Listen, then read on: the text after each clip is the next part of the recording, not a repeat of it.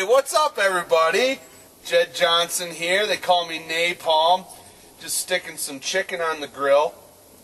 And I figured, hey, what the heck? I'll address some questions here on this week's episode of Cooking with Napalm. Now, over the weekend, I got into quite a heated discussion about wrist roller. And recently, in one of the recent Cooking with Napalm shows, I was talking about a question I received on the wrist roller. And basically I actually came out and said that wrist rollers are useless. Now, some people took offense to that remark, or other people were surprised to hear me say that, because wrist roller has been regarded as such an important grip and forearm training method for God knows how many years. It's something that's passed down from generation to generation as something that you can do to build grip strength. And I guess my viewpoint, which a lot of other people don't hold, is that there's a lot of stuff that you can do that's better for you, and you'll get better results from than wrist roller.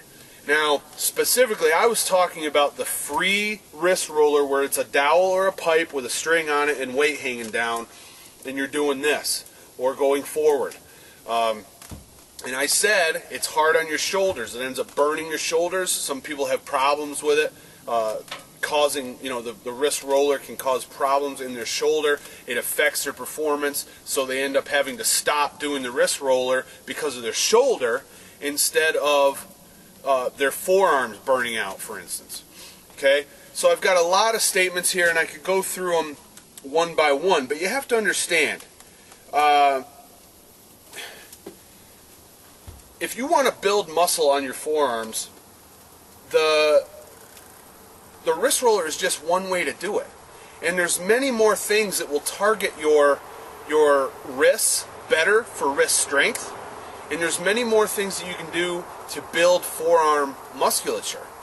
So really, wrist roller just becomes a way to condition your whole entire lower arms all at the same time. You're using them, but you're using them in a very general sense. You're not targeting the muscles in your forearms specifically.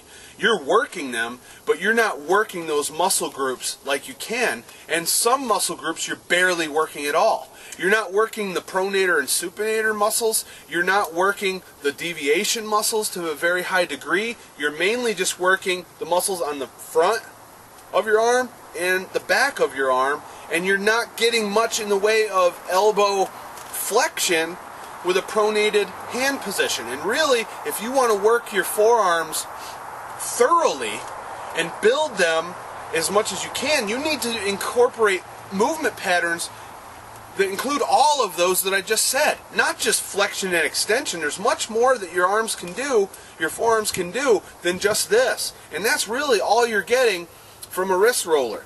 So, there's several things. Probably the best thing to do would be to go through each one of these comments.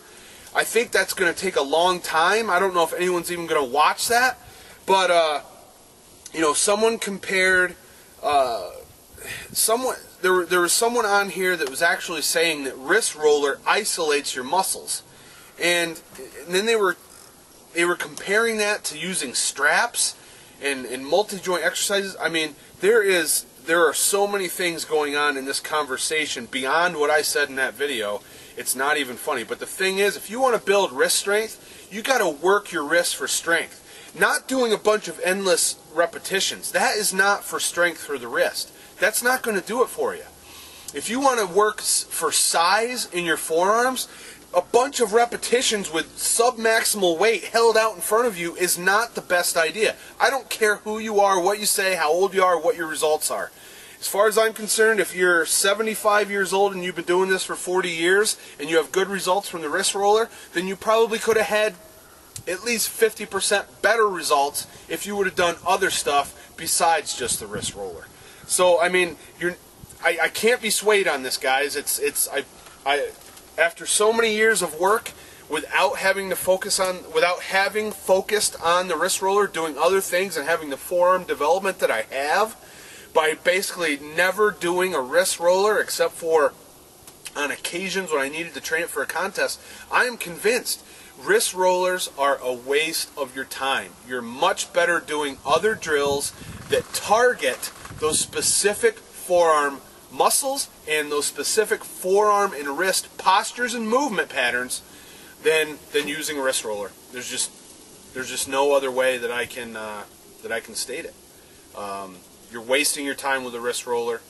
Do the other movements. If you need more information on the movements that you can do, check out something like Fierce Forearms. It's a program that I put out that trains all those movement patterns.